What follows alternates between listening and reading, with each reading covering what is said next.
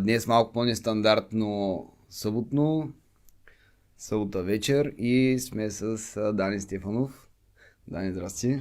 Здрасти, Тони. Дани се занимава с доста интересни неща, свързани с агрокултури, обработка на земи, но като цяло искаш малко да се представиш, да кажеш ти с какво точно се занимаваш. Благодаря за поканата първо. Моля. Казвам се Даниел Стефанов, на 36 години. Съм от Стара Загора, но малко повече от година вече живея във Варна. Завършил съм езиковата в Стара Загора с английски и немски език, обаче към ден днешен няма много общо с това, което правя. По-късно икономика и малко след като завърших международни икономически отношения, се случи така, че трябваше да поработя, да видя дали е моето това нещо. Икономиката се оказа, че не е моята страст. Ти къде си завършил? Във Великотърновския университет. Беше един период, там 2010-та, беше супер популярно да се учи икономика и туризъм. Това беше класиката. Обаче, работейки, се случи така, че попаднах при един човек, който имаше няколко бизнеса и имах възможността да опитам различни неща. И така в един момент се наложи да поема работата около едно земеделско стопанство. И там вече ми стана толкова интересно и толкова много се влюбих в тази работа и си казах, окей, това е моето, сега явно трябва да сменим посоката, в която сме се образовали до тук, и записах магистратура по биологично земеделие. Реално я изкарах, учих в Тракийския университет, защото работех, беше ми доста сложно да отсъствам и така нататък. Не редовна форма, но беше така супер динамично, нали. Явях се на изпити с първи, с втори, с трети курс, беше нещо страшно. Но успях да се справя, нали, доста успешно и в един момент вече бях и агроном. И горе-долу в този период от време пък започнах работа за един от големите български фондове за покупка и управление на земя. Може че можем да го кажем. Аз смятам, че няма никакъв проблем. Няма проблем да правим. Работих за Агрион. Където, нали, реално, как да кажа, аз доста разширих кръга си от контакти, от познанства, нали, обикалях ежедневно по различни земеделски стопанства и с повече Южна България, нали, към моя момент живеех в Стара Загора. Та съм обикалял Хасково, Ямбол, Пловдивско, така, доста. И общо взето се запознах с проблемите на българското земеделие. Аз обичам да си говоря с самите земеделци.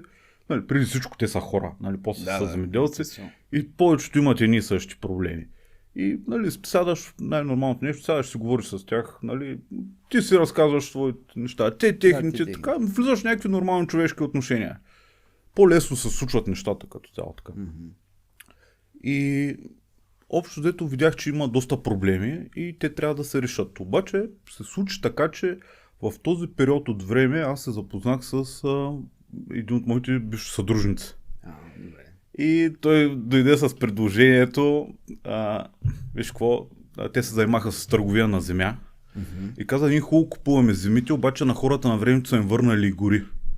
Нали, а тия гори никой нищо не ги прави. Ние ги, примерно, или не ги купуваме, или ги купуваме и ги препродаем на нулева там печалба. Нали, дай да измислим нещо да ги правим. И аз, нали, бях супер озадачен. Нали, гори, земи, нали, едното няма много общо с другото. Обаче, нали, все пак реших да проуча. Свързах се с няколко приятели, които се занимаваха към моя момент с дърводобив и към момчета, нали, така и така, предлагат ми да правим такъв бизнес. И те почнаха, това не става, ако можеше някой до сега ще да го направил, ще да го измислил, нали, да го е създал като работещ бизнес, щом никой до сега не го е направил, не се занимавай. И аз, честно казвам, малко се демотивирах. Нали, все пак питаш някой с експертизата, някой от бранша. И му казах на съдружника ми, нали, ние последствие станахме съдружници, викам, нали, тая работа няма да стане. Обаче той каза, виж какво, много искам да работим заедно. Нали, забелязал съм някакви качества от тебе, дай нещо друго да почнем да правим. Нали. И аз към моя момент, пак, нали, връщане се назад във времето, имаше един хит да се чертаят ливади и пасища за субсидии. И аз казвам, от това нещо хората са доволни, изкарват пари, така. И взимахме ни пасища и ни ливади, почнахме да ги чистим, то проблеми, това се щупило, това стана от цигани, разправи и накрая един пожар стана там в едното пасище, всичко изгоря. Едно от вашите пасища, които вие сте взели. Да, една баба там си вареше буркани и го запали. И аз като отидох да видя, докъде погледате, стига всичко е черно, лошо ми става. Нали? И това значи проблеми с пожарната протоколи, разправи с Държавен фонд земеделие и така проблеми, нали, в един момент и там си вложил ни пари, чистил си, оправил си, гласил си нещата, всичко да изглежда добре. И в следващия момент те ти казват, няма че платим, нали, защото ти си го запалил умишлено. И нали, ходи доказвай, че нямаш сестра. И така, приключихме с цялата тази сага, нали, накрая всичко приключи благополучно. Добре, едно въпрос, че тук ми изниква. Вие си взимате, за тия пасища вие си ги взимате на какво купувате, земята или рента? Под наем. Ние имахме добри контакти с фондовете, фондовете на времето са купували, нали, вероятно е имало някакви търгове от държавна или общинска земя, които те са явили, купили са ги и те примерно не са пригодни за обработка, но са пригодни защото върху тях примерно няма как да я отглеждаш нормална продукция, но може да отглеждаш отгоре трева. Нали? И тази трева трябва да се коси. Да. И така. Всичко това приключи, нали, благополучно, бяхме почти 0-0 цялата работа и едно лято проблеми разправи. И тогава, нали, пак, нали, той изказва Иван, бившия ми съдружник, каза, виж какво, нали, както казват в Стара Загора, удисахте, нали, видяхме това, пасища, нищо не става, дай сега да пробваме горите. И аз вече така или иначе бях напуснал от не работиш във фонда, да. И нали, нямаше обратен път назад. Викам, окей, дай да пробваме с горите. И така почнахме. Първата гора, втората, грешки, учихме се. То нямаше от кой да се научим. Реално, добре, вие тия гори, пак ги взимате на рента? Не, купувахме ги с земята вече. Купувате с земята и реално вие каква полза имате от цялото нещо? Значи, ти знаеш, че, нали, държавата има много държавни гори, държавни горски стопанства и така нататък. Те стопанисват горите. Тоест, те предвиждат, примерно, в определен масив каква сеч да се изведе, колко дърва ще се добият и вече съответно фирмите играят на търг и да ги купят тези дърва. Вие всъщност продавате дървата, които се изсичат от тия гори, защото то не може да изсечеш на 100%. Най-вероятно не може 50%, трябва някакви 20-30%. Прави се така наречената горско-стопанска програма. Това вие ли го правите? Ние го правим, изпълнява ни го лицензиран инженер лесовът. То не може кой да ти го направи това нещо. И този инженер лесовът влиза в гората и описва, нали, супер подробно състоянието на гората към момента. Защото самите горски, те правят така наречените, да почнем там, правят едни лесоустройствени проекти. Тоест, в всяка една гора в България, те знаят горе-долу какъв вид дървета и горе-долу какъв запас от дървесина има към всеки един момент. Да.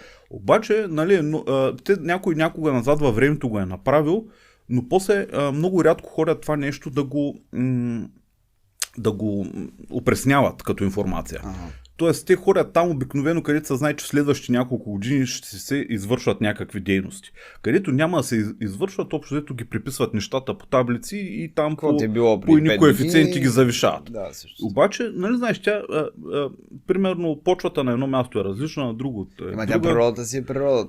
Така, и някъде ти дадат по-голям приръст, някъде е по-малки. Да. Когато отидеш на място и почнеш да описваш на място, да мериш височини, диаметри и така нататък, и да описваш конкретния състав на гората, се оказа, че много различно от това, което пише по таблицата.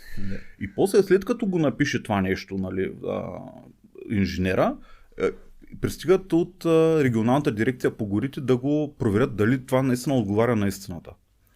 И ако отговаря, вече ти, нали, определят процента, който ще добиваш и тогава вече дали инженера или друг горски, който не е с висше образование, влиза и маркира дърветата. Като обяснява, нали, защото хората обикновено се притесняват, така, вие, нали, изсичате всичко. Не е така. Сечат се с приоритет дървета, които са сухи, пречупени, криви и така нататък. Идеята, нали, тази гора да я стопанисваш правилно, след време, нали, да се вади дървен материал, който, нали, да се ползва за примерно тази маса е произведена от материал. Нали, трябва от някъде да дойде това дърво. Да, ние всички имаме нужда от дървесина за бита. Добре, още едно въпрос ми за това стопанисване на горите. Ваша отговорност ли е като собственици на гората или това се отдава, държавата трябва да го... Наша отговорност е, аз това, може би пропуснах да го кажа, има държавни, общински и частни гори. А това вашето си е част. Значи, на времето хората, освен земя, са имали и гора, защото те все пак от някъде трябва да се оттопляват и Трябва да, това говорим доста назад във време, примерно още по царско. Обаче после през там, когато почва комунизъм, социализъм, не знам, не е ясно какво точно е било. Тогава те ги национализират и земите и горите. Всичко става в държавата. Да, и в последствие ги връщат на хората, обаче там е малко неясно на кой къде са били и какво са имали, какво са имали. Ясно кой кога. Така. И проблемът е, че хората не разбират. Те доста сложно го е направила държавата като цяло да ги стопанисваш тези гори.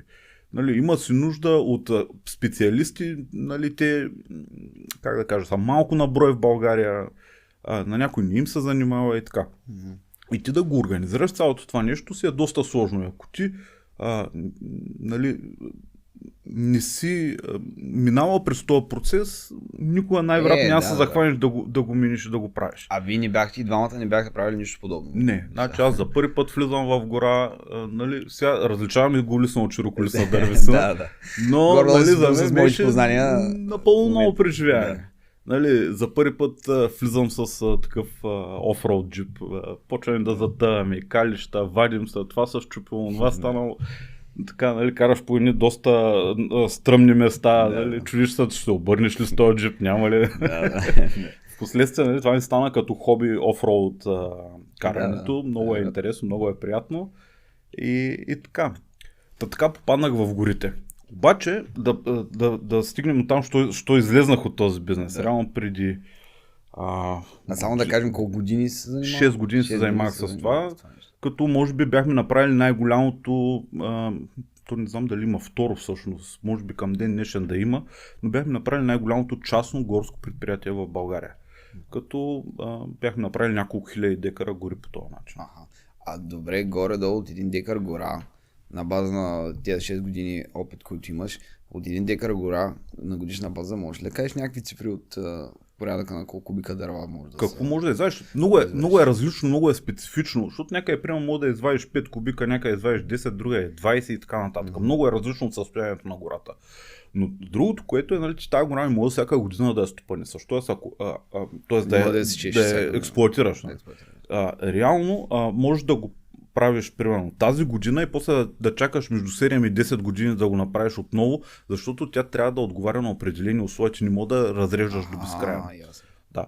Гледат се неща горе, короните на дърветата примерно трябва горе-долу да опират една в друга, примерно при иголистната гора, защото когато на времето са ги залесяли тия гори, те трябва през определени години да бъдат отглеждани или разреждани. Хората обаче, в един момент им ги връщат тези гори и те от незнание, от невъзможност да се грижат за тях ги оставят. Тя гората расте, обаче какво става? Те дърветата почват да се конкурират за светлина и за хранителни вещества. И почват да стават все по-високи, но те стават тънички. Тоест те не нарастват по височина, но не и по диаметър. И когато се случи това нещо, и ние в един момент влизаме и почваме да го разреждаме, но доста внимателно, защото ако го разредиш прекалено много, при първия вятър или първия мокър сняг, когато ги напъни вятъра, и те ни опират короните им горе една в друга, шанса да се изкорени едно дърво е огромен и то след себе си да повлече още 20. И цялата гора става... може да предизвика верижна... Да, и там трябва много внимателно да се правят нещата и така. То си е цяла наука. Явно да. Лесовъдството си е наука. Явно да. Добре. В крайна сметка, освен от кубици дърва, които може да изкарате от тия гори, какъв друг вид печалба, друго перо има ли, откъдето може да... Примерно, понякога може да се случи така, че да купиш някоя гора, която е на, примерно, интересно място, близо до път, до някакъв курорт и така нататък. И понякога, примерно, е имало случай, където сме имали клиенти, които идват и казват, търсим си еди какъв си имот, примерно да си сложим гора, която да е близко до асфалт път, да е в някое по-планинско село и така нататък. Искам да си сложа кошери, искам да си сложа каравана и така. И там вече, примерно, това нещо мога да продадеш под формата на парцел. Ама това са по-скоро редки случаи. На фокуса ни е бил да се занимаваме с дърводобива. Обаче през 2018 или 2019 година, ще излъжа нали, точната година, измениха наредбата за сечите. Тоест, промениха правилата, по които трябва да се стопанисват тези гори. И в един момент аз почнах да виждам ефектите, защото се опитаха в България да приложат едни неща, които примерно се правят в Западна Европа, примерно в Франция, в Белгия, Германия и така нататък. Обаче България нито е Франция, нито е Белгия, нито е Германия. Нали, тук сме вече полека-лека влизаме в субтропичния климат. Доста по-сушаво е, нали, това поражда проблеми. Значи, всяко едно растение да се развива, му трябва малко по-хладен климат и повече вода. Пак лятото нито дъждове, нито хладно има. И лятото държи до края на октомври. Да. Стана много тежко от към условия метеорологични и ефектите не закъсняха. Тоест, ние разреждаме горите, по принцип гората има уникалното свойство да се самовъзстановява. Но, стопанисвайки я по неправилен начин, тя не се самовъзстановява. И в един момент, общо взето, ние разреждаме, а след нас вместо да никнат нови фиданки, които да станат един ден бъдещата гора, след нас никнат само тръни. И не знам, поне аз по този начин разсъждавам и по този начин съм устроен. Аз искам след мен да оставям нещо градивно. И в един момент, виждайки тези ефекти, аз почнах да се разочаровам. И тези неща, нали, които се случиха миналата година в Карлово или сега, които се случиха тази година в Царево, за съжаление, първа ще се наблюдават и с различни части на страната, поради факта, че не се правят правилно нещата или се преексплоатират горите. То доколкото помня, преди много години имаше един инцидент тук в Аспарухово и пак имаш нещо подобно. Мисля, че беше доста подобен случай. Да. Големият инцидент в Аспарухово, който беше преди, аз малко след като завърших гимназия, беше преди 7-8-10 години. Имаш нещо подобно с почвата, с изсичането на горите е неправилно и така нататък. Се бяха образували всъщност тия свлачища и наводнения. Свлачища, да, те дървета с корените си държат почвата и нали, тя става почва на ерозия. Ти, като нямаш почва на покривка, това се случва. Докато продължаваме незаконния сеч, явно, че... Аз горе-долу и това се опитах да обясня. Тя не е само незаконна. Тя много често е законна, просто не е начина по който се... правилно земята? Правилата, по които са стопанисвани, не са правилни. Но това, за съжаление, в горите почва да дава ефект след 5, 10, 15, 20 години. Реално, значи, това, което правиш нещо сега и то дава отражение напред във времето. Да, това, което ти казваш всъщност е, че наредбите и законите в момента за стопанисване на горите са така направени, че са подходящи за различен климат от нашия. Примерно климат, който е в други държави. По-хладен климат и следователно, дори да се спазват тия наредби, всъщност те вредят повече, отколкото реално помагат. Да. Или са приложими единствено по високопланинските части. Там имаш по-хладен климат и повече дъждове. Но в по-ниското, примерно, защото ние работихме доста по Сакара, по Странджа, нали, в района на Стара Загора. Имали сме обекти по Червен бряг, тук в Бяла, покрай Бургас, нали, също. Където е по-ниско, е сухо и горещо.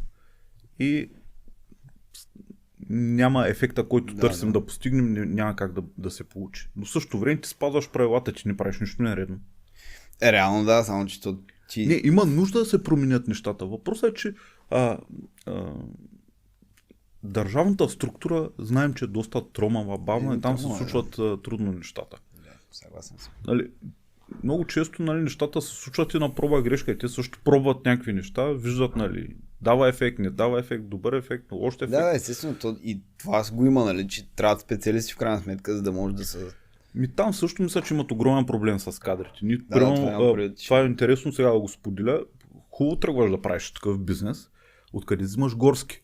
Горските са едно затворено общество. Те са няколко хиляди човека в България и те работят, повечето от тях работят по държавните структури. Тоест, за да вземеш някой горски, той или трябва да е уволнен от там, защото не става, или да вземеш някой човек, който става, ама това значи да влезеш в конфликт с някой директор на някое горско стопанство, защото те хората също имат кадрови проблеми. Това някой трябва да върши работата. Те самите горски стопанства в България са направени така, че функционират като частни фирми. Тоест, ако те не си изпълнят определени обеми от дървесина, хората не могат да се изкарат за заплати, за осигуровки, за горива и така нататък. Всяко горско, каквото само се направи. Добре, малко се отклоняваме, обаче аз не съм много сигурен, аз лично дали разбирам каква е работата и задълженията на горския.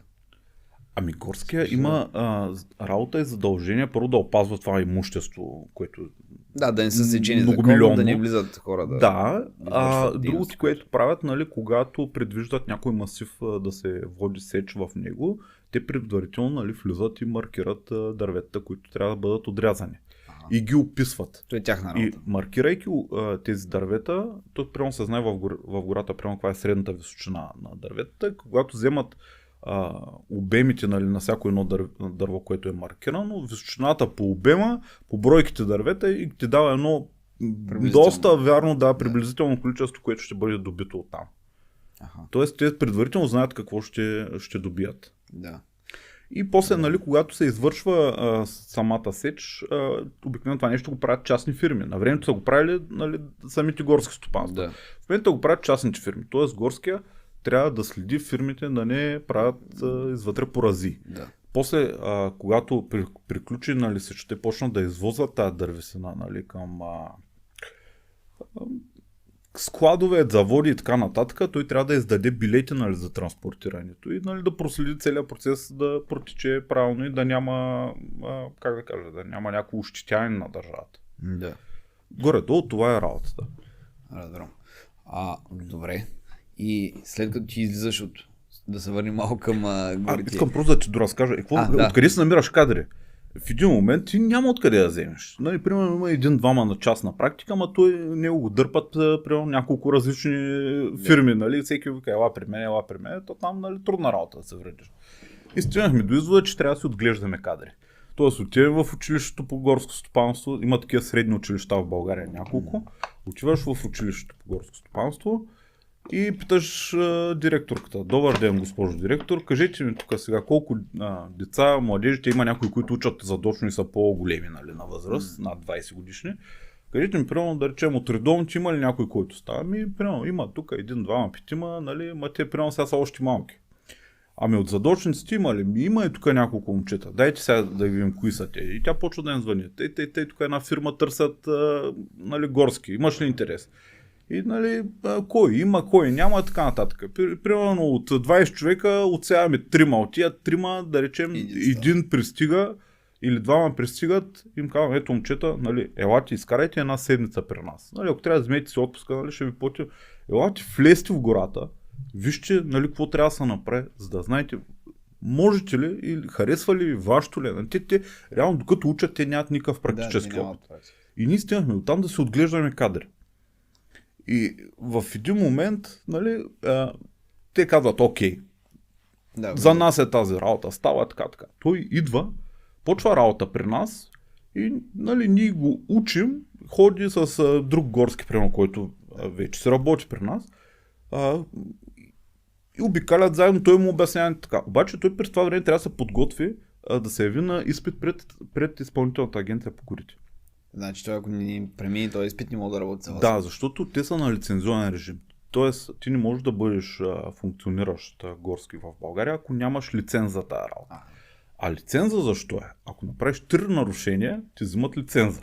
И т.е. всеки горски гледа да ни прави издънки, за да не му вземат лиценза. И като цяло, да, доста е интересно, но по този начин ходихме да събираме кадри от училищата. Значи, смятай колко няма кадри. Няма кадри. Не, то няма. Той в земеделието няма. Да, аз съм чувал, че в земеделието няма кадри. Там същия проблем. Той затова, нали, отиваме към тия неща, които правим, нали, автономни машини. Автоматизиране на процеса. Добре, това с горите било е основно работа на терен, така ли? В началото аз доста ходих на терен, докато позволи. Не знаеш, всеки бизнес първите 2 години са много тежки. И общо взето ходиш, от сутрин до вечер, събота, неделя, нали. Романтичната представа, нали, да работя за себе си.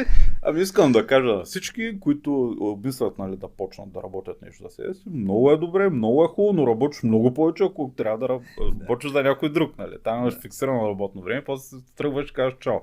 А пък при частния бизнес проблемите си ги носиш вкъщи и вечер спиш с тях и тръм пак си ги носиш. Ставаш сутринта в 3 часа с тях. Ами да, така е. В крайна сметка, нали, уж бизнес с гори с това с това. В крайна сметка, първите 2-3 години ти си на терен с работните дрехи, обикаля се джипа и... Така е. Ами аз искам да кажа, нали, то изглежда като много работа, ние бяхме трима съдружници. Да, Нали, аз, моят съдружник Иван и нашата съдружничка Мария. Просто си бяхме разделили задачите, защото представи си, нали, то хубаво, тези гори ги работим, обаче някой трябва да ги придобива. Тоест има разправия с клиенти. Има нали... си бюрократщина, има си документация. Да, клиенти, има документация, която трябва да се подготви, сделки, които да се минат физически пред нотариуси. Нали. Отделно имахме колежки, които нали, комуникират с клиентите, намират тези гори. Клиенти, да. Пък друга колежка гледа коя гора става, пък не става, нали, там си имахме софтуери и така нататък за това нещо. Пък ако имаме съмнение, пък ходим на терен и така. Да. Но хубав, интересен бизнес, просто в един момент реших, че нали, съм се наситил на това нещо и да, в момента продължа напред. Да. Това е хубаво. 6 години си имал опит в сфера, Така, която е... Много научих Да, за 6 години. Нали, някъде през грешките, другаде от хубавия опит. Ами ние готвим бизнес и си научил доста интересни работи, които всъщност има малко хора в България, които имат познания в тази сфера. Така е, те горски се шегуваха, че единствено ми липсва дипломата. Аз реално да знам. Знаеш всичко горе-долу, което ти правят и как цялата процеса. Да, целият процес ми е ясен от до. Добре, добре, ти беше интересно, аз нямах много представа конкретно, дори ти специално до каква степен се занимавал с гори. Обаче сега се насочил към нещо друго, което отскоро всъщност се занимаваш, Агроном БГ. Искаш ли малко за това да кажеш, да разкажеш каква е идеята, как ти е дошла, откъде, какво представлява като цяло Агроном? Добре, може би трябва да се върна малко по-назад. Добре. Още като бях мъничък, много често прекарвах летата на село. И на село нямаш кой нали, да се грижи. Едно време на село си е било на село с земята, с животните, с всичко, което... Да. Обаче моите баба и дядо явно са били по-млади, тогава си още са работили. И баба ми мисля, че работеше в Тец Марица изток. Мисля, че беше счетоводител там. А пък дядо ми работеше в местното, там теке се в село. Беше бригадир на там, някаква група от хора. И с него по цял ден в колата, защото нали, няма на кой да ме оставят, няма как баба да вкара в теца там при нея. И къде с дядо, цял ден с него по полетата, по нивите, комбайните, тракторите, нали, аз съм израснал с това нещо и как да кажа, от малък усещам една притегателна сила от земята. Много обичам работата с земя. Както се казва, това е моето нещо. Да, харесвам се. И в един момент, дори докато се занимавах с горите, бях почнал да правя едно малко стопанство в района на Стара Загора. Имах една черешова градина, която към ден днешен се грижи един приятел за нея. И бях направил около 100 декара люцерна, правихме бали. Чинцосите, да. Да, правихме бали, продахме ги на една конна база и така нататък. Беше голямо приключение. Бил съм вече на 30 на години, като съм се захванал с това нещо. Да.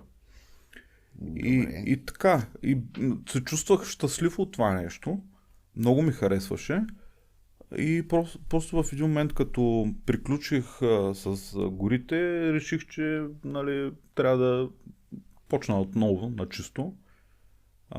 Горе-долу съвпадна и с периода, в който се разделихме с бившата ми съпруга и реших, че е време на ново. Всичко на ново, рестарт на живота и в нов град. И така дойдох във Варна. Стара Загора.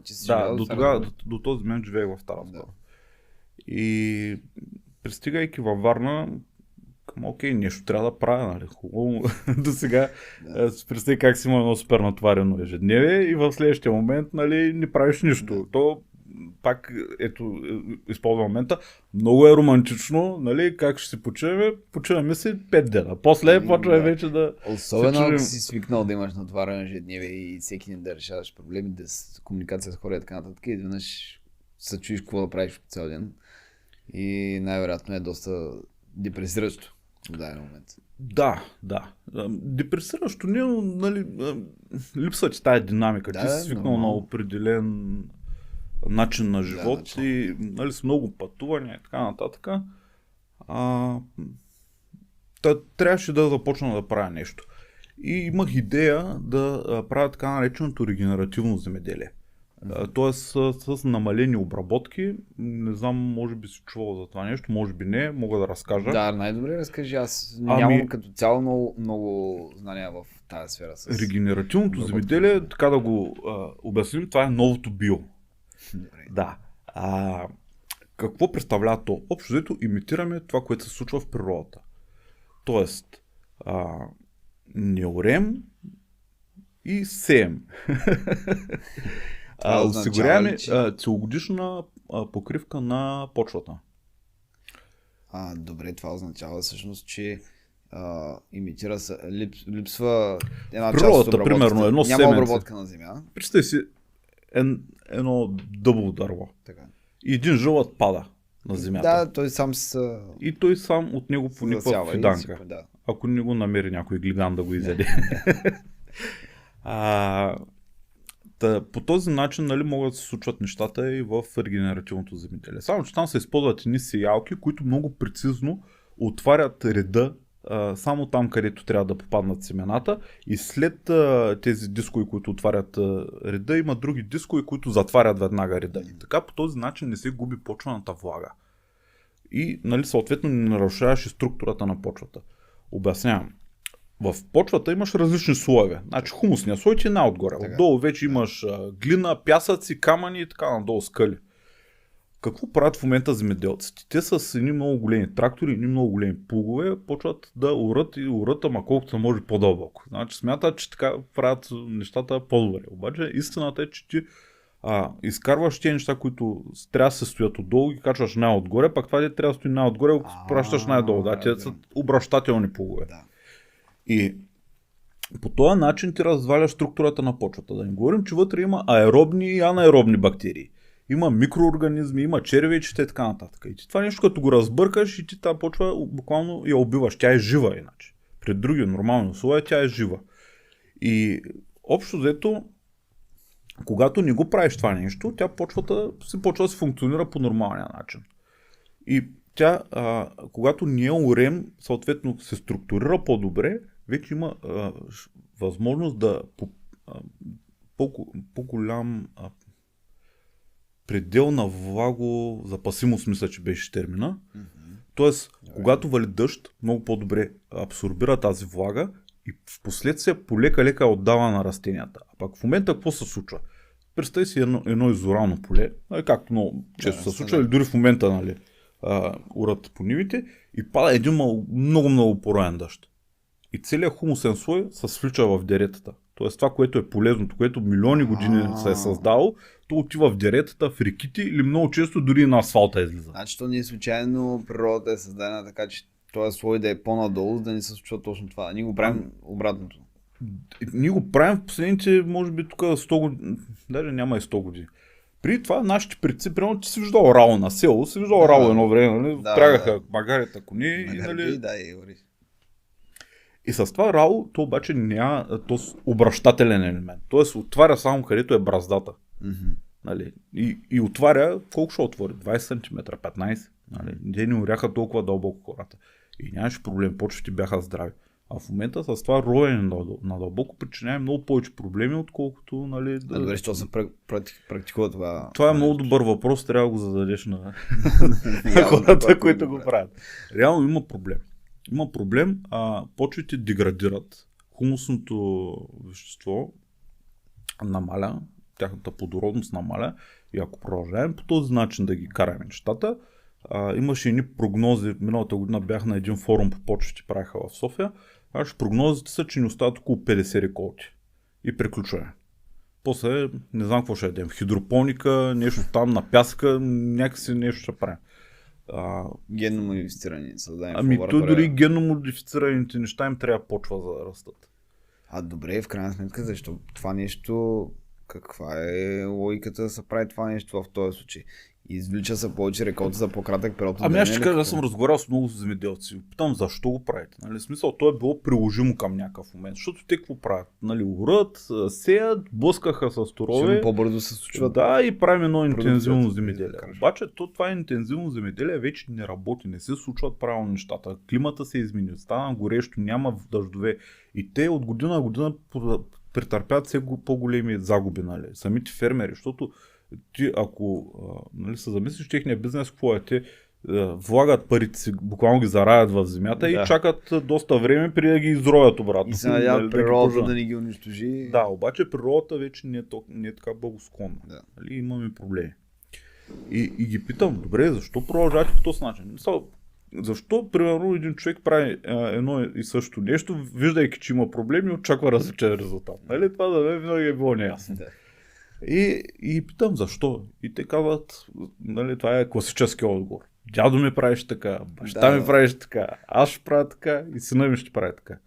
И аз му казвам, човек, много е голяма вероятността да не стигнете до сина ти, нали, той да няма какво да наследи, защото викам ти по този начин, нали, виждаш, че има проблеми, продължаваш.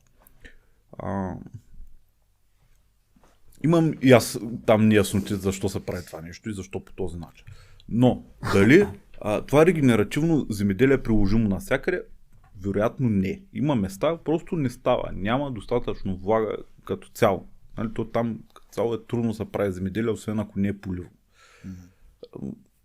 Дали е отговор на тези климатични промени, които се случват? Да, до някъде е отговор. Нали? Ще даде възможност на някои фермери, които искат да се адаптират, да преминат към това регенеративно земеделие и да продължат напред по този начин.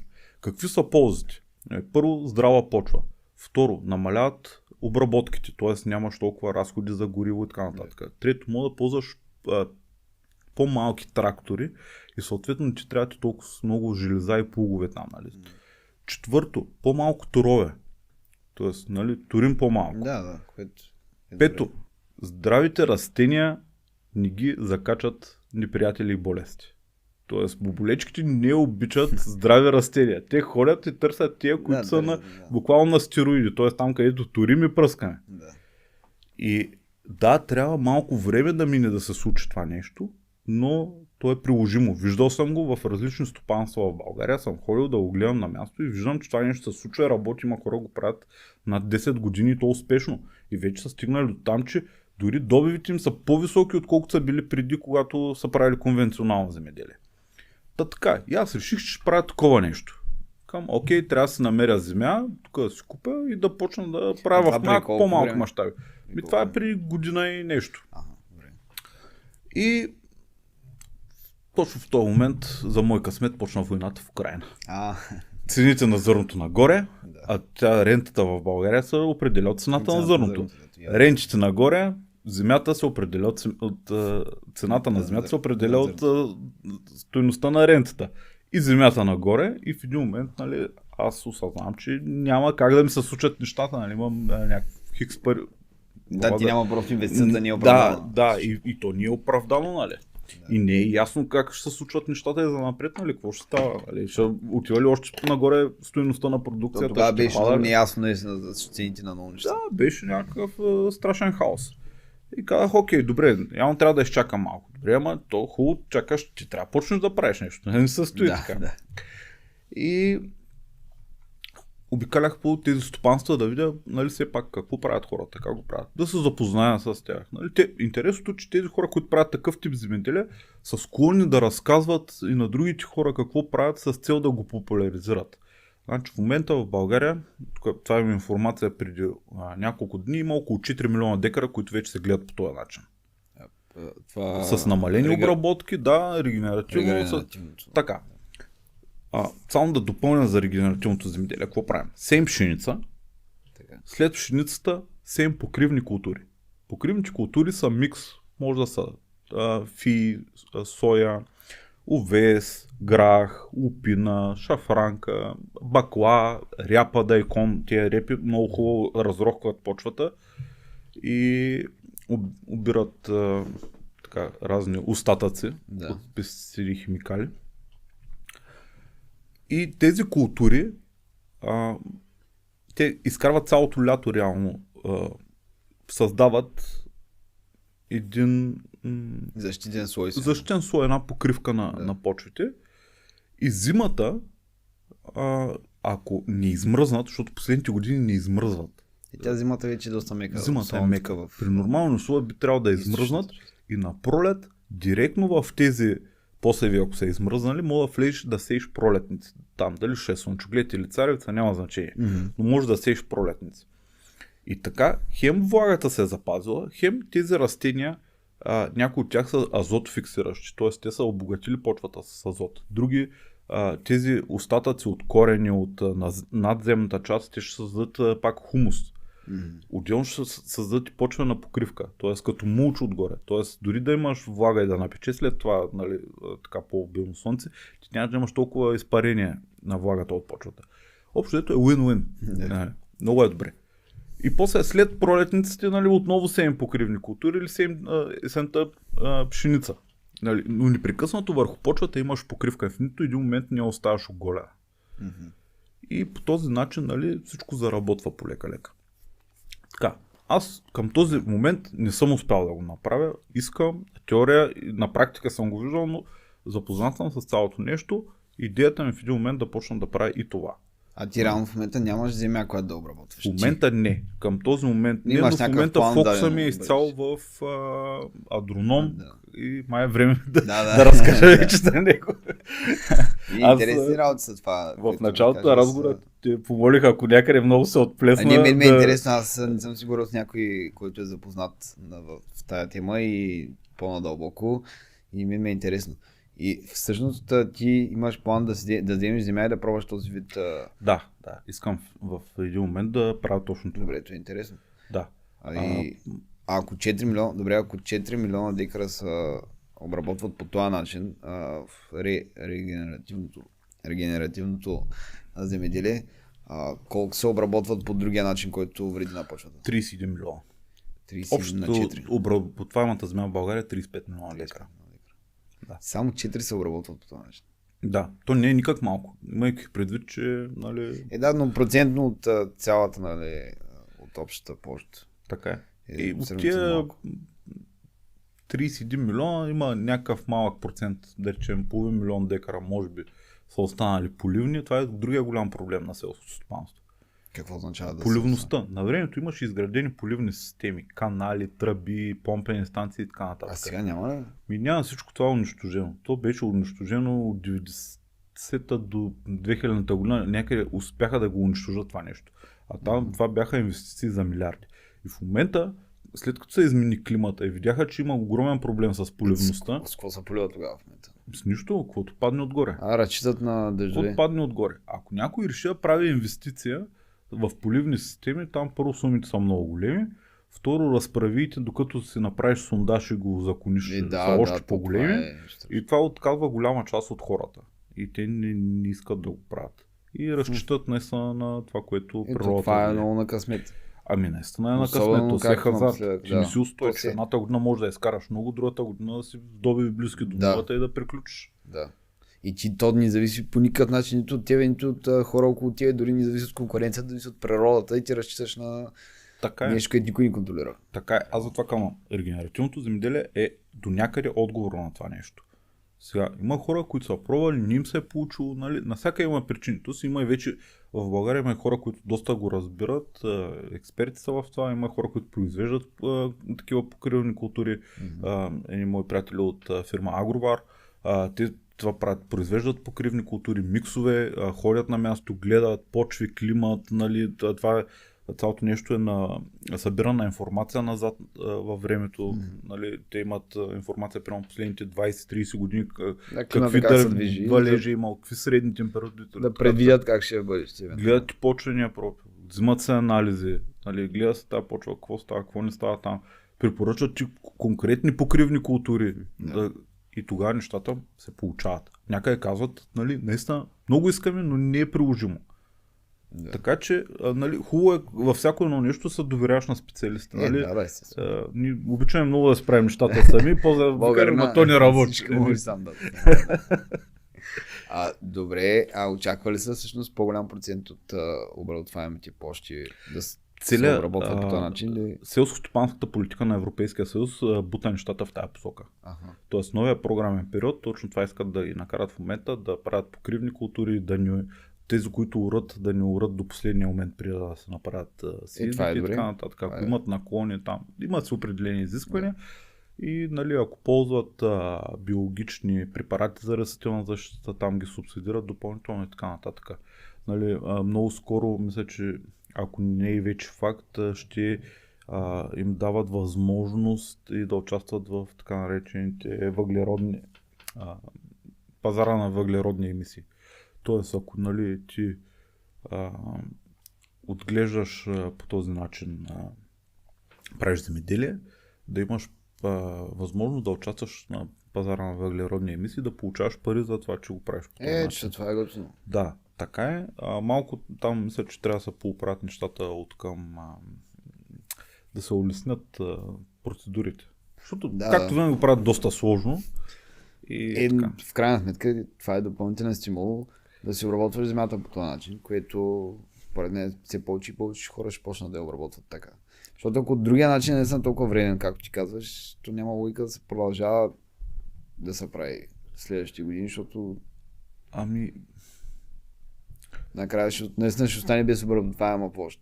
Ще видим, да, според мен полека ще почнат да преминават към такива обработки. Много е важно от следващите няколко години какво ще се случи. Дали ще са тежки пак години, защото вероятността да бъдат тежки и сушави е много голяма. Значи смяташ, че ще стават все по-сухи сезоните и все по-сухи? Да. Вероятността е голяма. Честно казвам, тази година в Южна България вече не знам дали знаеш, в района на Кърджали, на Сандански вече гледат маслини. Да, имат маслinoви насъждения. Иначе, да, доста е. Тоест, нали, тия растения те оцеляват, защото е достатъчно топло. То както са почнали с маслини, скоро ще има и мандарини. И банани може. И банани може. И тук хептен ни станем. Да, лоша наистина. Сега то не зависи от нас, въпреки че, нали, аз не съм чак толкова, даже въобще не съм запознат, но доколкото знам, нали, начинът, по който се третира природата, зависи самия климат. Примерно самата сеч на горите също зависи. Така е, горите привличат дъждове. Да, привличат дъждове. Ние сме останали, всичко е застроено вече, няма... Истината е, че тук в Лудогорието вали винаги малко повече, отколкото тук в Добрич, Тошево и така нататък. Такива са наблюденията и има резон в тази работа. Трябва да има гори. Трябва да има гори, детка. Да, ама никой вече не залися. Те и самите пояси тук по Добрич съхнат. Защото те са ги правили на времето масово от ясен. Ясена е влаголюбиво растение. Пак то няма влага. То от година става по-суша, поясите съхнат. Като и съхнат поясите, тук почват едни суховеи. Тоест, нали, имаш огромни площи, които са нали, оголените, нямаш никаква растителност. За изсичане реално тези площи. Защото са изсъхнали. Те не са се още изсъхнали, но съхнат на места. Но ако ги няма тези пояси ветрозащитните, които са ги създали на времето през социализма, реално много по-бързо ще изсъхва. Имаш ветрова ерозия, имаш много по-бързо съхнение, ако, нали, е паднал валеж и след това почне да духа вятър. И затова са ги направили. Тоест всичко е направено с причина. Обаче проблемът е, че засушава, пък те са влаголюбиви те ясени и те, като няма влага, почват да засъхват. Добре, то и за всъщност, че... В някакъв момент ще трябва да се отсекат, като ги отсекат, пак някой трябва да залеси на нова. Кой ще залеси?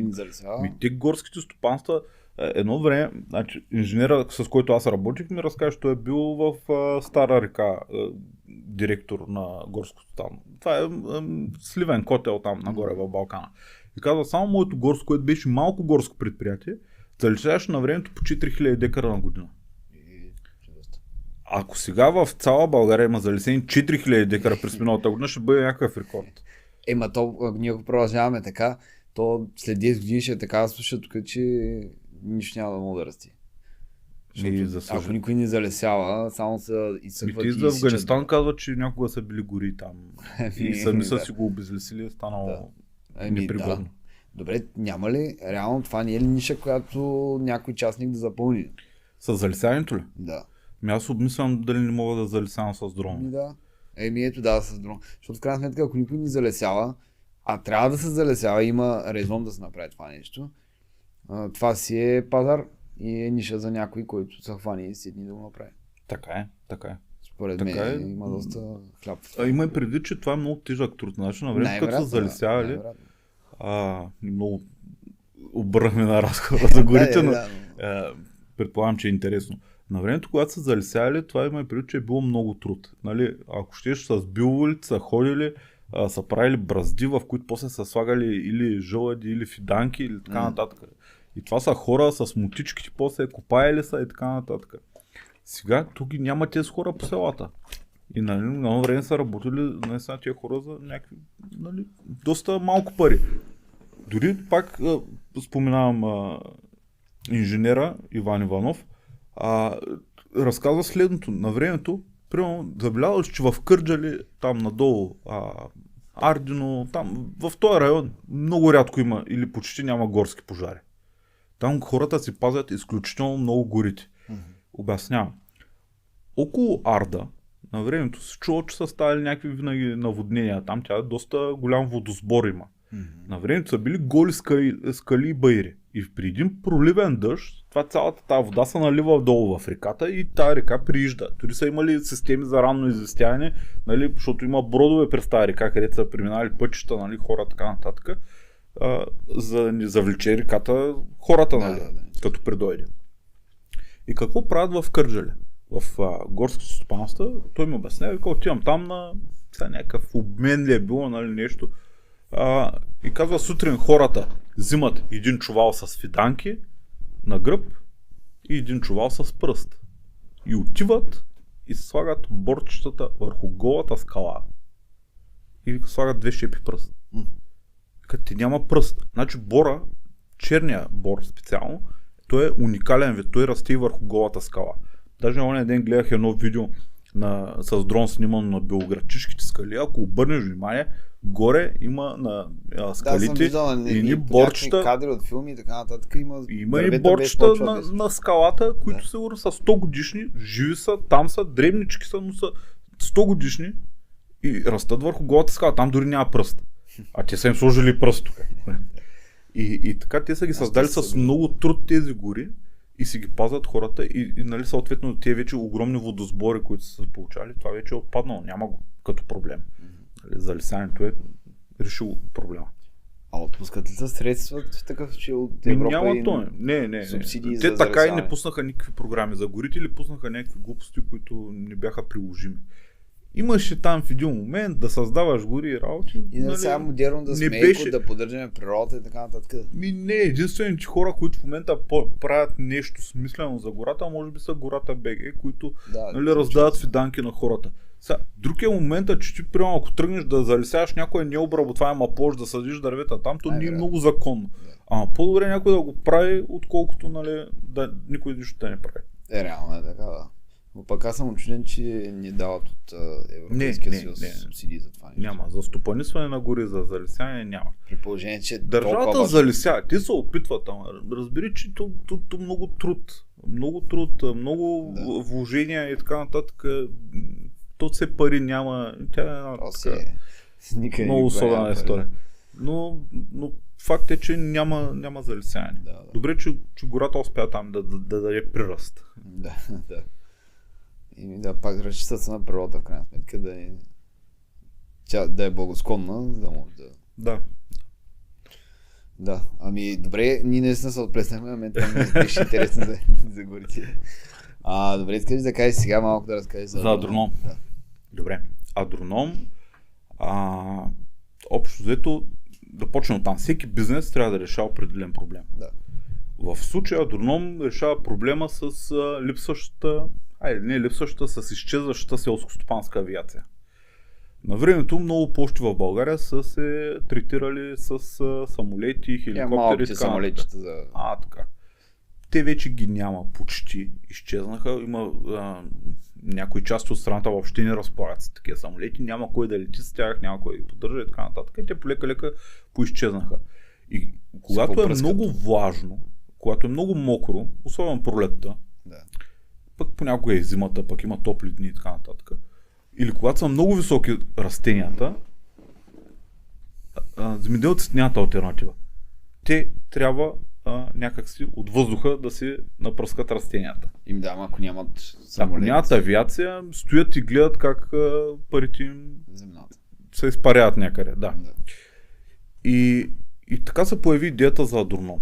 Значи, аз миналата година, докато обикалях всъщност в тези стопанства и гледах регенеративното земеделие, в едното стопанство бяха закупили дронове. За първи път чух тогава, че има такива дронове селското стопанство. Аз дронове разбирам тия малките за DJI, които да. снимат фото и видео за снимане. В другото стопанство пък един човек разказа как са си купили дрон и нали, казаха, много сме доволни от дрона, малко не сме доволни от поддръжката, защото нали, дрона там, това е интересното при него, че въпросът е не дали ще падне, а кога. И каза, дрона падна, щупи се и после нали, да ни звъним там на една фирма да ни прати части, те ни отреагират и така нататък. Каза, нали, доволни сме, върши работа. И аз някакси нещо штракна вътре в мен и казах, чакай да видя сега какви са тези дрони и така почнах да си правя проучване. И видях, че примерно в България се предлагат няколко марки и се спрях на една конкретна, така според мен има така някои предимства пред другите и съответно се обърнах към дилъра, който е за България. И влезнахме в отношения с тях. Нали. Отидох, видях го на място, как ли ти, какво представлява, какво се случва. А ти си купил, доколкото аз знам, първия дрон си го купил от Ник. Да, от Ник, които са ваши партньори. Те са наши клиенти. Да, ваши клиенти. Част от варненския им екип са наши клиенти. Добре, и ти всъщност си взимаш от тях първия дрон. Да, и един пикап и тръгвам да обикаляме страната. Да предлагаш на стопанствата. Не да предлагам. Имам един приятел в Стара Загора, с който направих и първи епизод на подкаста. Да. При него ми върви на първите неща. И му викам, купих дрон и той каза, пристига да пръскаш. Да има земя за обработката. Да, той гледа няколко хиляди декара в едни села там около Стара Загора. И аз му казвам, виж какво, нямам никакъв опит. Той казва, чудесно и аз. Нали, той е с дроновете. И така, отидох при него, те дойдоха от Ник, нали сега, показаха ми, така се прави това, така се прави и напръскахме първия ден там, прямо 100 и няколко декара, то после пък взе, че се влуши рязко времето, се валя и аз на другия ден се връщам. То в смисъл, това се случва прямо април месец. Има предвид, че е топло, вали през ден и всякакви гъбични болести по пшеницата се развиват с бясна скорост. И ако не напръскаш на време, после няма да жениш нищо. И аз на другия ден почвам, нали, така, сам звънях по телефона няколко пъти, обаче ми се случиха нещата и почнахме. И така полека почнах да пръскам. И напръсках няколко хиляди декара. Обаче между време какво се случва, нали? Той се обажда на него и приятели, каза, елате да видите тук, нали, какво се случва. Един друг приятел пък беше разбрал, че съм купил дрона, казал на друг негов приятел, който прави земеделие. Той ме извика, оттам други, трети, пети. Общо взето хората едни на други ме препоръчваха през цялото време. И по този начин, нали, аз работих цяло лято. И в един момент, нали, беше, не знам, юли, август, към трябва да се направя сайт, нали, той изглежда несериозно. Хората викат, дай някакъв контакт и аз, нали, казвам с телефона. И така направихме сайта и полека-лека оттам почнаха да пристигат заявки, но най-много работа съм получил от останалата. Това е най-хубавия маркетинг. Аз мисля, че сайта го сложих някъде. Всъщност не съм ще го сложил долу, да после да го виждат хората. И ти в крайна сметка за сега работиш от колко време? От април месец. От април месец за един сезон горе-долу, нали, съм напръскал около 12 000 декара. Това е доста. Което е добре, аз бях поставил за цел 10, нали, все пак първа година, първи сезон. Аз самия се уча, исках, за мен беше много важно да знам какво може този дрон, какво не може, какви са му възможности, нали, какви проблеми, нещо падал ли, чупил ли се? Падал е, единия път го бутнах в едно високо напрежение, го вкарах. Едната жица влезна между перките и дрона е спъна така хубаво на максимум. И аз Нали, това цялото нещо се случва в рамките на някакви секунди. Да, как да ли? И случи се, защото бях преди това на друго поле и прилитах на тени изоставени лозя и пръсках зад тях една нива. Нали, той дрона няма никакъв проблем да го вдигнеш на по-голяма височина, да се прилети и да слезе в някакво поле друго на разстояние от теб и да си пръска там и после да се дигне и пак да се върне при теб. Да. И дори в YouTube канала имам подобно видео, нали? И да. И съм забрал настройките на предното поле. И в един момент се местя на друго поле, гледам, че над мен има едни жици, те са доста високо. Нали, аз прямо летя на 3-4 метра, пак те са на 15-20 метра са. Да.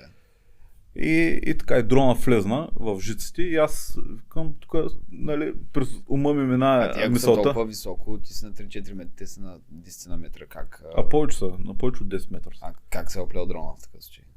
Просто се дигна на високо, защото съм забрал той се дига автоматично от настройките на предното поле. Да, и аз просто си мисля, викам, или няма да имам дрон, или някой село ще остане без ток. Обаче и дрон имах, той падна, малко се пощупи, обаче това бяха неща, които успях да отремонтирам на момента. Нали, аз имах някакви резервни части, бях предвидел, че мога да стане нещо подобно. И всичко приключи благополучно, падна, поправихме го там за 20 на минути и продължихме да пръскаме. После падна още няколко пъти. Ама нямаш нещо сериозно, което да сега да е. Един път доста сериозно се беше. Са много скъпи тия дронове и най-вероятно и ремонта ще... Това е едно на ръка. Въпросът е, че когато се щупи сериозно, нали, тук е момента, нали, да кажа, защо избрах да работя с Ник. Ник имат екипа, имат и експертизата. Тоест, нали, пада дрона и аз на следващия ден, нали, аз работя при един клиент, а на следващия ден ме чака друг клиент с няколко хиляди дека. И аз съм му обещал и те хората са подготвили, разбъркали се препарати и така нататък. Аз не мога да не отида. Обаче дрона примерно падна в 4 и нещо 5 след обяд. Аз на другия ден в 6 сутринта трябва да съм при другия клиент. И звъня и казвам, момчета, нали, какво се случи, падна дрона, пращам снимки, дрона той е квадрокоптер с 4 рамена и 4 перки. Едното рамо беше отшло при другото чак. Нали, така се беше чупил.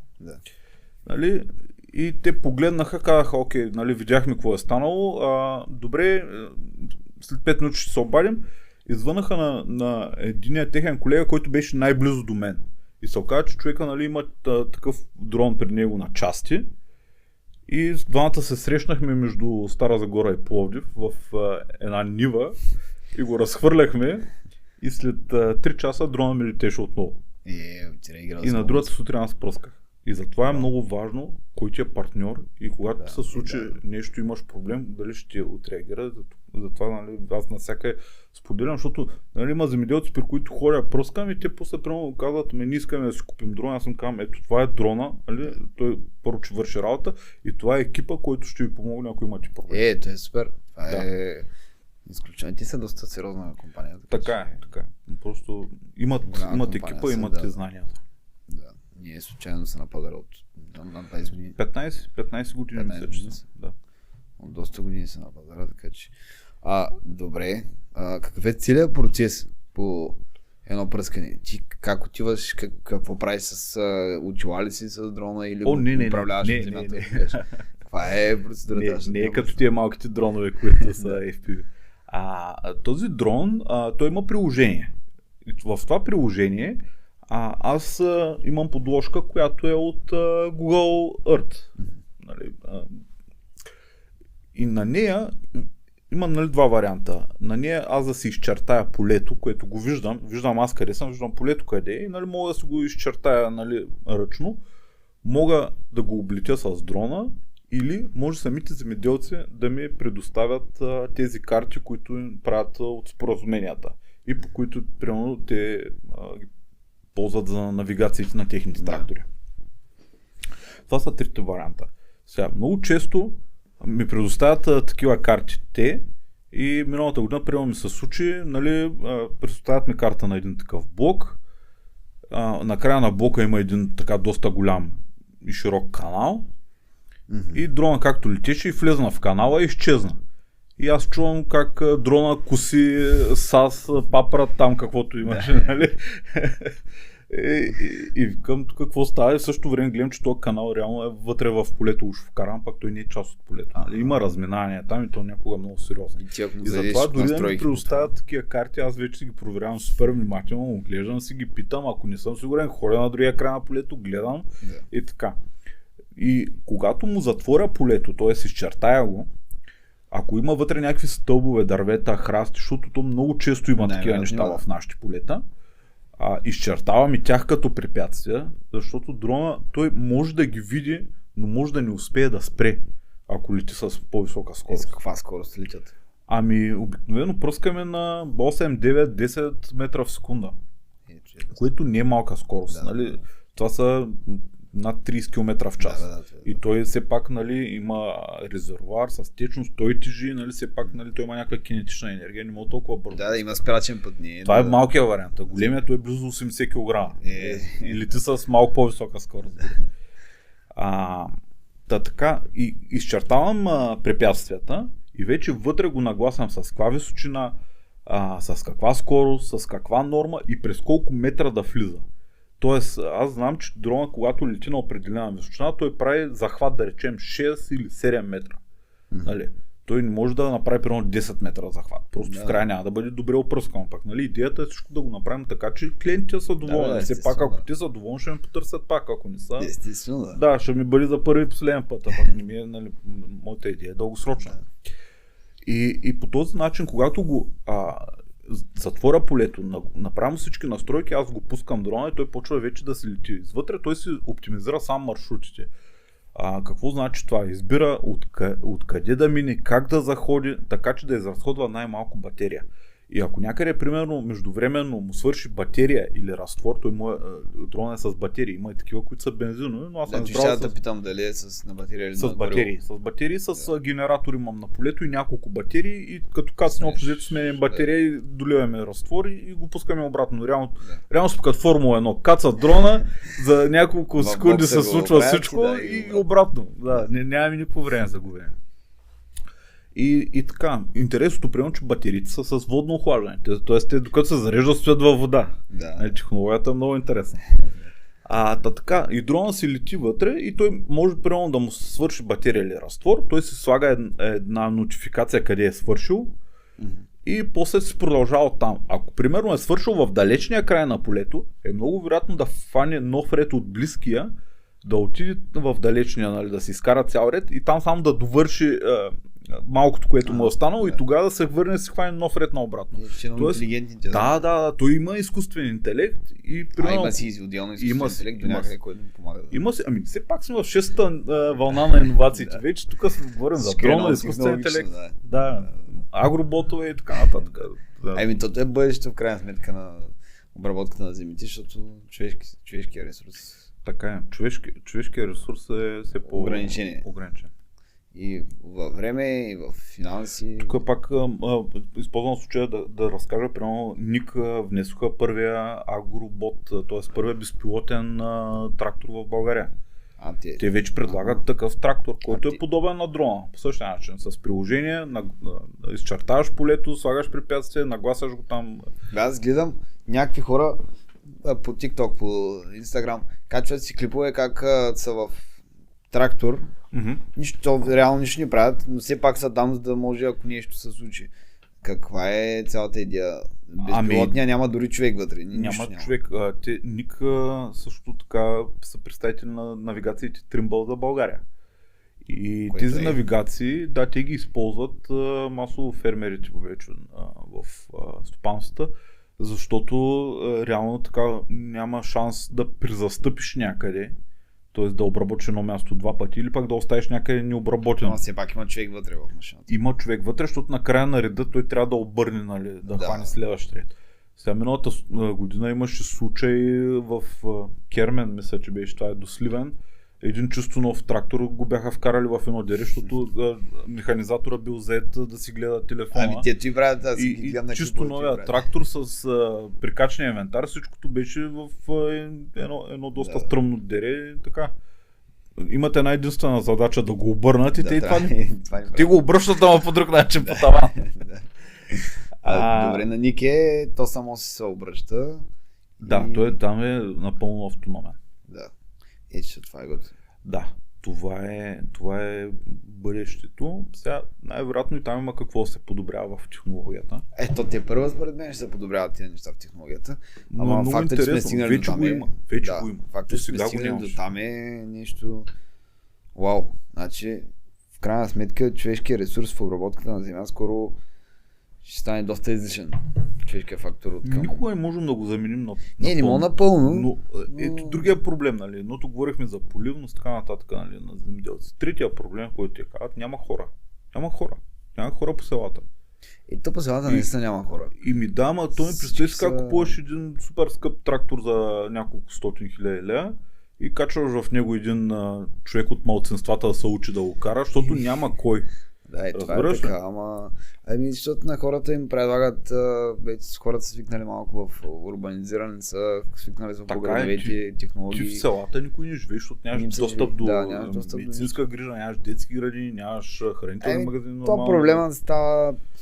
То няма решение реално това нещо. Или трябва много да инвестира държавата в това селата да ги приобщи към да имат по-градска среда, да имат поне основните нужди, които има всеки град. Ти млад човек, ти нямаш никакви развлечения на това село. Ма ти няма Аз постоянно съм по селата, той няма какво да правиш. Това имам пред, че или трябва да се дават сериозни пари за тая работа, да се плащат сериозни заплати, или... Ма не, те плащат пари, просто някой да отиде да го прави или казват, нали, защо? А той в гората не работят българи. Разбираш ли? А там се изкарват немалко пари. Да. И аз съм се чул. Защо? Това всичко стана вече, малко айтитата завзеха пазара на труда. Това значи, че ще правим софтуери и всички ще стоим на тъмно и ще сме гладни, ама ще имаме софтуер. Да. И така за рубрика, ако ти спрат тока, ще видиш един AI. Да. Вярно е. Някъде е вярно, да. Ама в крайна сметка и аз, това е проблем, който те първа ще рефлектира върху и културата, и обработката на земи, и гори, дето си говорим, и въобще всичко, защото... Да, хубаво е IT-та, хубаво е да се прави софтуер, има нужда от иновации, само че... Той в горите има така наречените харвестъри. Значи той е една машина, която сама отива, хваща се дървото, окастря го, разкроява го и го кубира на място там, където са нали всички останали трупи. Да. И това нещо става за примерно 30 секунди. Той за 30 секунди един резач не може да стигне до дървото само. Разбираш ли каква е? Да. И не ги ползваме тези неща. Нали, всичко се прави по най-първобитния начин. Да си говорим за дронове. Да не се връщаме в горите. Добре. Чакай сега да видим, аз си бях оставил малко въпрос, че за дроном, защото ние почти не сме си говорили за това. Мога примерно да ти разкажа какви други интересни приложения сме намерили на дрона. Едното се оказа, че дрона много хубаво засенчва оранжерии. Което защо е необходимо? Лятото в тези оранжерии, нали, тяхната идея на парника е, нали, парниковия ефект да постигнем. Вътре да стане топличко и да се отглеждат зеленчуци, нали, по този начин.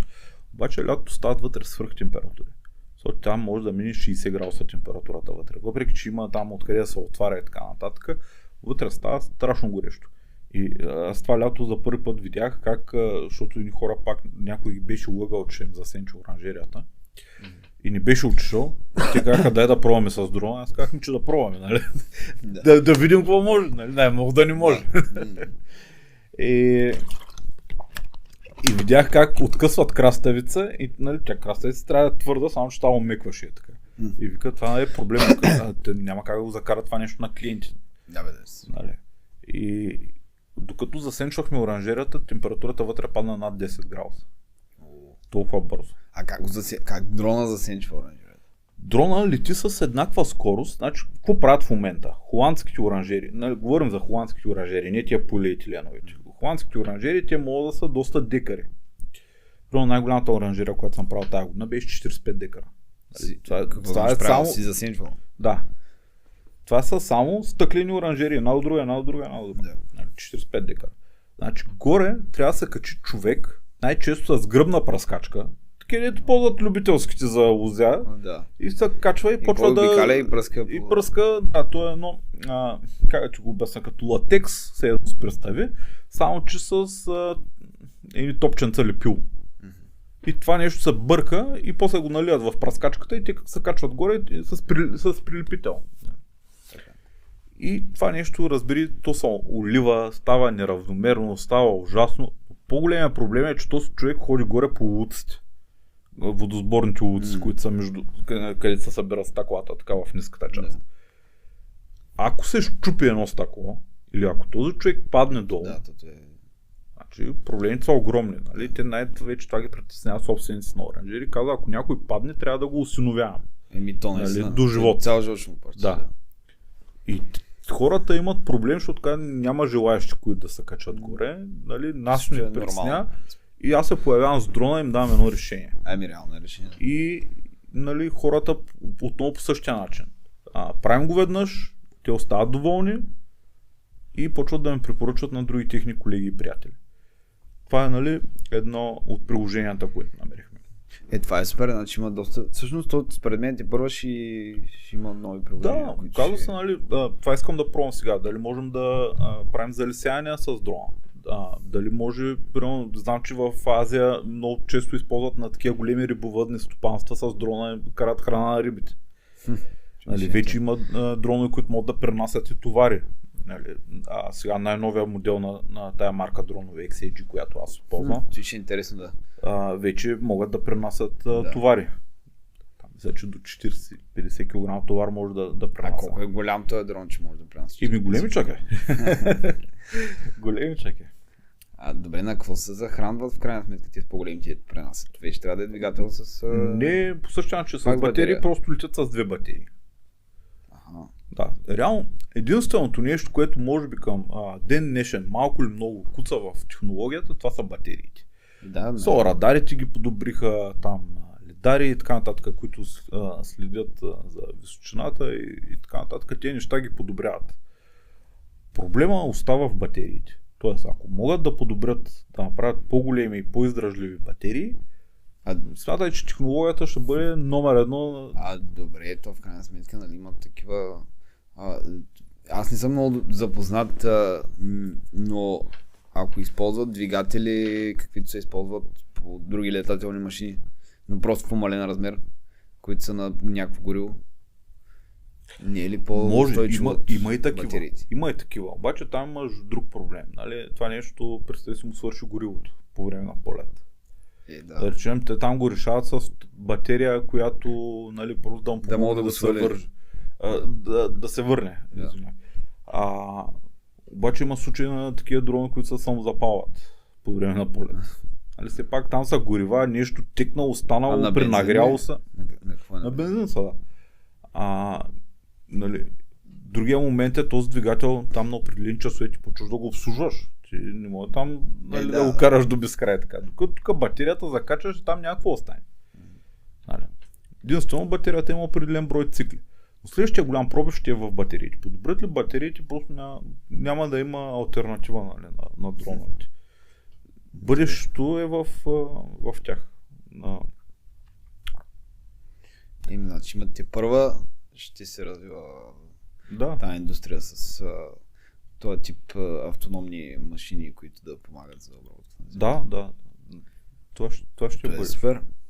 Това е супер, значи иновативно си се насочило и то ти първа ще имаш според мен доста работа.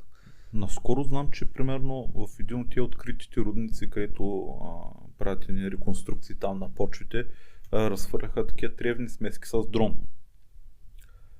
Колегите от НИК ходиха там да правят реално, като то не е залесяване, ами затревяване по-скоро. С тревна смеска. И то е толкова стръмно, че човек там не може да стои прав. Да, представи си там над 30-40 градуса наклон, то няма как да се случат нещата. Но с дрона става. Нали? Има такива интересни приложения, че първо ще откриваме приложения. Добре, имаш някакви планове сега? Наскоро закупих втори по-голям дрон. от няколко дена летя вече с него. Пробвахме го, така доста хубави резултати дава. Много съм щастлив, нали, с новата машина. Въпросът е, че сам ще ми е трудно да управлявам това дрона. Да, това ми беше мисълта по-скоро, дали имаш идея в момента да търсиш човек, който да обучиш, който да работи с тебе. Да, това е следващото, което предстои да взема човек, но за да взема човек е хубаво, нали, да си осигуря определен обем от работа за следващия сезон. Да е сигурно, да е сигурно. Да, и нали, имам разговори в тази посока, надявам се да се случат нещата и да скалираме, т.е. да увеличим броя на колегите и общо взето да покрием, нали, страната. Т.е. да не ми се налага, защото това лято имах такъв случай, ходех в Благоевград, нали. Аз казвам на клиента, ама съм във Варна. Той обаче, нали, човека гледа рози за букети, има такива скъпи сортове рози, много красиви, но представи си, че в Благоевград и там зимата няма снегове, доста е топло, няма снегове, съответно реките, които слизат от Рила, пресъхват лятото, като няма реките, като няма достатъчно вода в тях и кладенци почват да пресъхват. И в един момент човека казва, и оранжерията му не е засенчена, и вътре е примерно 60 плюс градуса, той няма вода да ги полива и те с рози, те съхнат всеки ден. И отново пак някой го беше лъгал, че отиде. Да, и човека ми звъна, казва, моля цела. И аз реших, че трябва да отида, защото той усещах, че работата е много зор, като отидох, видях, нали, че наистина е важно да отида. И така, но не е оправдано цял ден да пътуваш от Варна до Благоевград. Нали, идва изморително. Но примерно, ако има човек от София, Благоевград е на 100 км. Та идеята ми, нали, в един момент да има човек в София, човек в Плевен. София, да. Не да пътувам като от цялата страна. Това е идеята, тя е осъществена, просто трябва малко повече. Според мен е доста реалистична, близко бъдеще. Тъй като има интереси, те първо ще се увеличава интереса към този тип услуга. Да. Нали, в началото те са малко скептични, нещо ново, нещо различно, а пак как сега те до ония ден са пръскали с 20 литра вода на дека, а пак аз ги карам да пръскаме с 1 литър или литър и половина и те им направим се изправят косите. Как ние ще изгорим по-сега? Да, не знаят. Ами тя технологията е тотално различна от това, което, нали, те са правили до момента, защото имаш те, които са техните стандартни пръскачки. Тази стандартна пръскачка, тя има и маркучи, които са примерно 12 метра в едната посока и 12 метра в другата посока, представи си. За да се гарантира, че еднакво ще пръска в началото и в края, трябва определено количество вода, нали, обем, който да създаде налягане. Дрона има 2 дюзи и много късо разстояние. И на него не му е нужна толкова много вода. Там пръскане с много голямо концентрирано активно вещество. Добре, тази вода, която се използва от пръскачките, тя не преполива ли? Не. Ти за един декар, ако падна 20 литра, то нищо не е. Да. Просто, нали, едното облива растенията, пък дрона ги пулверизира. И с перките го нанася, нали, от центробежната сила го нанася много добре върху растенията. Защото това е реално и за растенията, значи е по-добре. По-добре и по-малко вода хабим. Нали, няма нужда да разнасяме едни тонове вода напред-назад и така нататък. Супер, значи има доста ползи. Въпросът е, че сега аз разбирам хората, които са малко скептични, защото тая година той ще го изтества, обаче ако се окаже, всъщност не е така, както се надява. Аз и други наблюдения имам. Примерно сега някакви колеги, нали, няма да казвам кои са ходили, са обещавали едни работи, че то прави едни чудеса и едни много декари и така. Обаче то може да ги направи първо при някакви много оптимални условия и пак не е много сигурен ефекта какъв ще е. Нали? И когато отидеш и направиш нещо, което не е окей, и си тръгнеш и човека после види резултата, после как да се довели. И ти отиваш с ясното съзнание, че отиваш да правиш глупости. После върви обяснява, че, нали, технологията работи. Този човек е предубеден вече и никога повече няма да посегне към това нещо. Те е лошо малко. Зависи конкуренцията. Да. Аз затова гледам малко по-бавничко, малко по-спокойничко, нали, но да станат нещата както трябва. Супер инициатива, супер бизнес. Аз нямах много понятие реално Ами какво то още представлява много досега. ново. Ние сме, да знам, 3-4-5 фирми в страната, които да. правим подобно нещо. И то сигурно две. Самите стопанства почват вече да се закупуват дронове. Това е другия момент. Но има и такива стопанства, които ми се обаждат, казват, да ела да ни напръскаш с дрона, и аз казвам, добре, и те казват, ама с нашия дрон. И аз казвам, нали имате дрон, нали? Ами имаме, ама не личим с него, нали имаме, защото е готино да имаме, защото мислехме, че ще се справим. Сега някои се затрудняват. Не всички, но някои. И това също е вид услуга, която си предлагаш. Ами, да, оня ден някой ме пита, нали, ама то, нали, хората си имат пръскачки, защо ще викат тебе? И аз обяснявам, нали, в нормално сухо време, нормално те да влезнат сами да си свършат работа с тяхната наземна техника. Но когато условията ни позволяват, нали, те общо тогава търсят мен. Освен това има и по-малки стопани, които примерно не могат да се позволят дрон. Или пък има други, които са с много големи стопанства, в някакви моменти имат пикове на работата и някой трябва да им помогне като външна услуга. За тях е важно да стане работата на време, нали, за да могат после да разчитат на някакви добиви. И накрая го попитах, нали, този приятел, нали, попитах го, викам, ти имаш ли кола? Имам. Викам, а таксита ползваш ли понякога? Ползвам. Викам, горе-долу, това е, нали, моя бизнес модел. Ами добре, аз бая научих за доста работи в твоите сфери. И беше много интересно. Ако искаш нещо допълнително, аз мисля, че доста хватно минахме пред доста неща. Усещаш нещо друго, което е интересно и ще е интересно на хората, нещо да споменеш за Адроном. Могат да намерят на сайта. Да, на сайта имаме YouTube канал, където качвам интересни видеа. Също сега ти първа ще качваш и ти качи първи епизод. А подкастът той е различен от Адроном. Така да? Да. Подкастът се казва Чифлика. Да. Защо Чифлика? Аз имах дълго време, първо мислех да е подкаст, Адроном подкаст. После се отказах, защото, нали, ако е Адроном, трябва да си говорим за дрон. Пък ние не си говорим за дрон. Идеята на Чифлика подкаст е да си говорим, има много интересни земеделци в България, които имат много интересни истории, които могат да бъдат разказани. И аз познавам част от тях, с другите предстои да се запозная. Аз много обичам да общувам с тях. Ние си говорим на един език, нали, все пак и аз съм и агроном, нали, разбирам това, което те правят. Познавам техните проблеми и между тях има много интересни хора. И смятам, че ще бъде интересно някой да ги разкажете, да ги запише. Супер идея. Защото съществува и предаването Бразди. Ама в Бразди, те могат наистина да учат при някой много интересен човек, а ти там повече от 5-10 минути не могат да му отделят. А тук той, ние сядаме, някой път става 2 часа, някой път става 3 часа разговорите. И то, после като седна да го монтират това нещо, аз не знам какво да изрежа, то всичкото е интересно. Нали? Обаче също време не може да бъде 3 часа, защото те хората може да се оттикчат. Нали? И така. Но, супер идея. Но защо чифлика? Защото в един чифлик има земеделие, има овошки, има кокошки, както каже един сърбин, кошки, има кравички, има всичко. И аз искам да си говоря с земеделци, с овощари, с лозари, т.е. да събера интересни истории от всеки един бранш. И много интересно кой как е попаднал в земеделието, защото един се е занимавал с едно, друг с друго, на един от другите епизоди, нали, човека бил капитан на кораб, нали, и впоследствие става земеделец. Нали, то вярвам, че сигурно му е съдба, нали, ама, нали... Това е супер. Това ще оставим и линк. Ти качил ли си първи епизод? Първият епизод е качен, да. А този, който снима тук... Той ще бъде втори.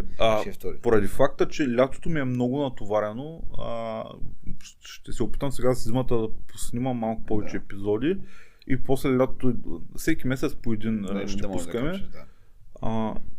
Ако видя в някакъв момент, че позволява да снимам и повече, ще правя по 2, но за момента съм предвидил по един епизод на месец.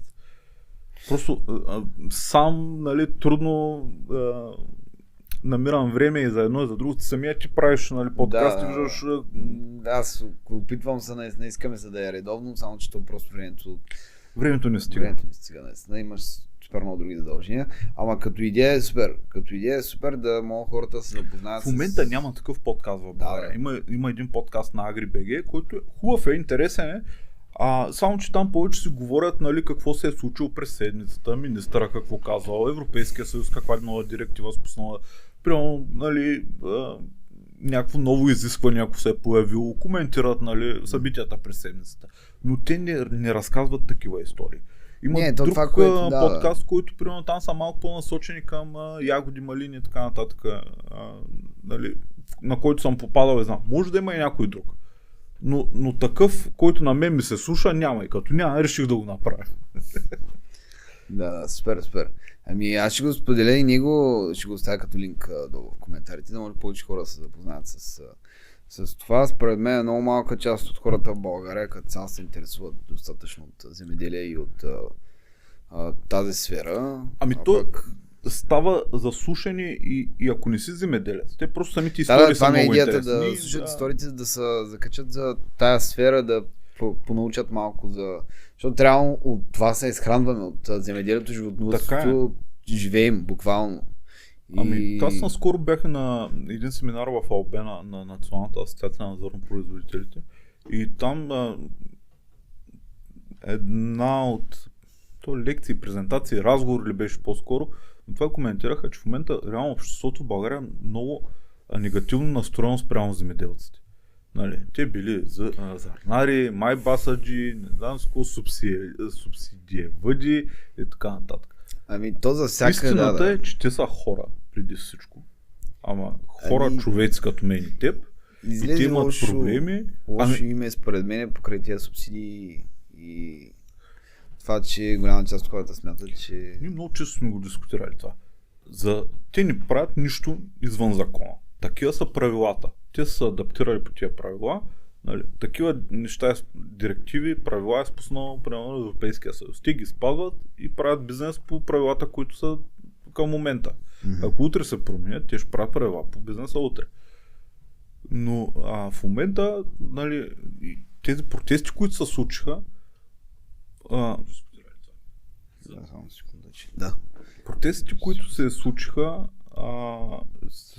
поради факта, че в един момент това зърно, което пристигаше от Украйна, то трябваше да замине за трети страни. Тук в България се напълниха зърнохранилища и фирми, които се занимават с производство на хляб или там брашна и така нататък, накупиха от това зърното, малко с неясен произход, първо, нали, какви условия и как е отгледано и с какви химикали препарати, защото Украйна не е в Европейския съюз, много от нещата, които ние ги спазваме, те не ги спазват. Сега аз това чувам, че и зърно тотално е... Не е окей. Не е окей, не би трябвало да се ползва поради ред причини, е вредно. Но естествено, сега, аз не разбирам, не искам да го коментирам. Българското зърно стои в момента по складовете на производителите. Защо стои? Дори с моите събеседници на това си го говоря. Той каза, аз продавам в момента много по-мъничко, за да си покрия някакви текущи разходи. Стоя и чакам цена.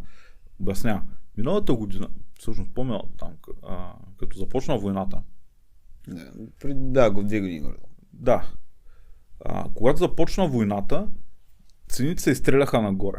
Съответно, когато се изстреляха нагоре на зърното и там спряха доставките на газ, на горива и така нататък, нали, торовите, които се произвеждат, най-вече азотните торове, те се произвеждат с газ.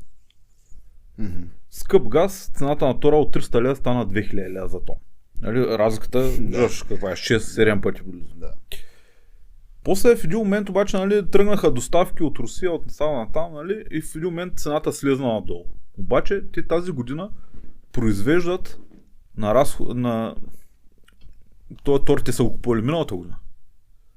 Тоест на висока себестойност, на ниска продажна цена и те дори не могат да продадат на себестойност, те продават под себестойност. Ти ако правиш бизнес и непрекъснато продаваш на загуба, какво ще се случи? Ще фалираш. И те за това мрънкат хората и се оплакват и протестират, защото, нали, не им зад сметките и те просто искат да продължат да работят, нищо друго не искат. Да. Само че аз сега това, честно казвам, не съм достатъчно запознат да знам защо стана това с зърното в Украйна. Но То трябваше да замине за трети страни. Просто трябваше да е тук през България коридор. Обаче то така се случи, че въобще не замина за трети страни, остана тук. То стане също и с слънчогледа и така нататък. Добре, само че това... Всичко пак са едни хубави идеи, обаче лошо реализиране, нали? Там уж да помогнат, ама нашите производители кой ще помогнат? Чай се да, на Украина ли ще помагаме или да помагаме на България, така на хората, които са тук. И по-лошото е, нали, че те в момента дори могат да продадат това зърно. Днеска четах една статия, над 7 милиона тона стои по складовете в България. Което е много. Да, ние нямаме нужда от толкова много зърно. Но това зърно стои в складовете. Тия 7 милиона тона, ако се продадат, тия хора ще сплатят и данъците. Тия пари ще влезнат в бюджета. Нали? Цялото това нещо е навързано. А пък в момента това зърно пристига от Украина, те го продават там, те пълнят техния бюджет. Да. Нали? Тук правим едни коридори, тия камиони, те непрекъснато денонощно вървят гондоли с зърно и те освен да рушат нашите пътища, аз не виждам какво друго правят. Да, реално има томаш политици подадат специално дори това. По едно време явно няма с никакъв ефект, защото ти казваш, има толкова много зърно, което стои по складове. Стои, да, зърно слънчоглед стои. И не се изкупува, и не се използва изобщо. Не знам. Ако това продължава... То не може да стои до безкрай. Да, зърното може да скара 2 години. Ако продължава това, просто ще оти изям. Те ще го продадат в някакъв момент, вероятно, под себестойност, те ще понесат едни огромни загуби. Някои от тях няма да се справят, някои ще фалират. Да. Те без това имаха тежка година от към добиви и сега втори път от към цени. Това е нелогично решение за зърното. Нелогично, ама тук държавата вече трябва да се влезе в ролята, да застане и да каже, нали, тук сега хубаво вкарваме от там, нали, ама дай да видим как ще компенсираме нашите хора. От Европейския съюз ще дадат пари. Зърнопроизводители, които са достатъчно замесени явно в държавните структури, за да им е изгодно това някой да го капят. Явно има нещо там, защото няма такива логични решения. И малките и големите ги боли в момента. И ните и другите понасят загуби.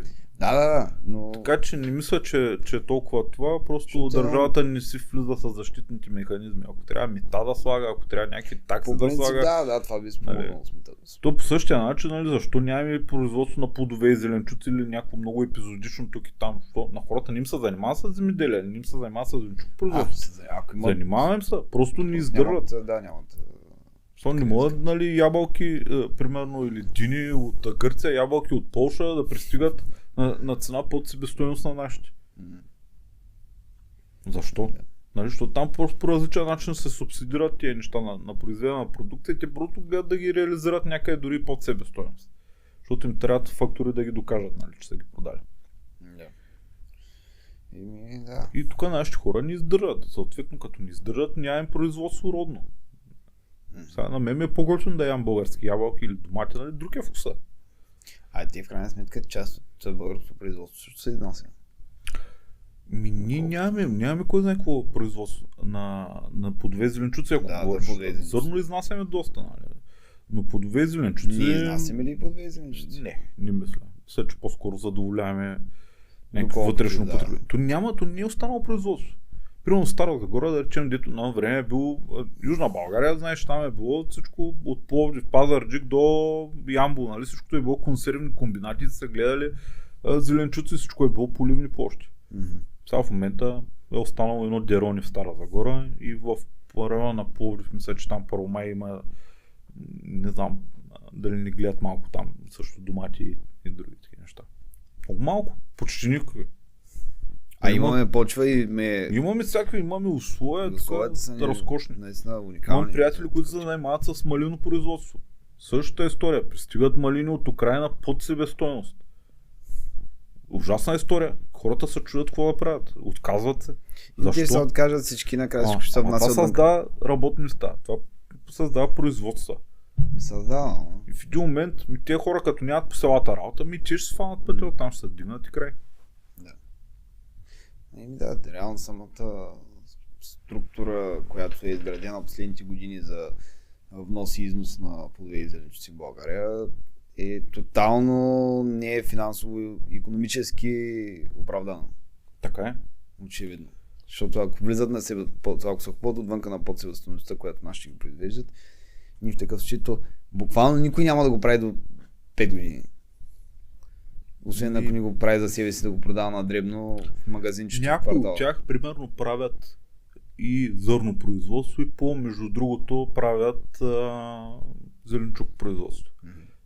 Имам такъв познат в Плевенско, който гледа около 100 000 декара земя и това нещо го прави с 10 човека и в същото време гледа 10 000 декара картофи и лук и го прави с 300 човека.